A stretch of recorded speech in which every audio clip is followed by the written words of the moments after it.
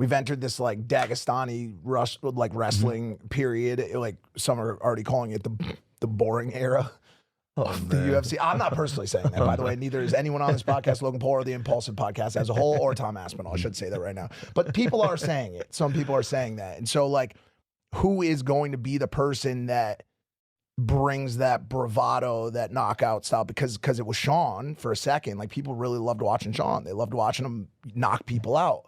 And then all of a sudden, you got this fucking little fucking takedown problem that ruined the day, you know? And it's like, well, I think that's quite subjective, to be honest.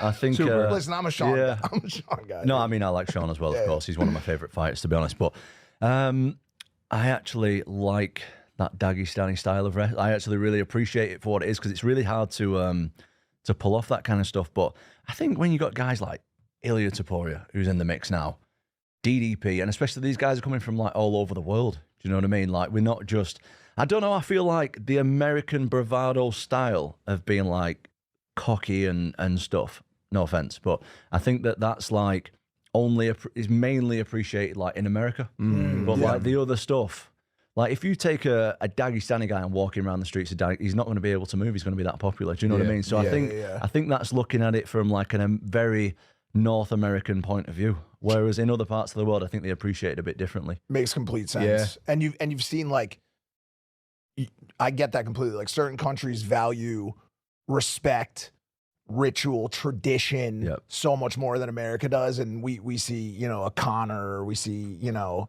some psychopath like that screaming and talking shit to somebody, and we're like, wow, that's so fun. You know, it's a good point. We're very different people, certainly. Yeah, I mean, it's definitely like a culture thing. And I'm, you know, an American. I'm from Ohio. I partially watch for the sport, but at the end of the day, I want to be entertained. You know, I want to see a dolly going through a fucking bus. Yeah, you like that? Yeah.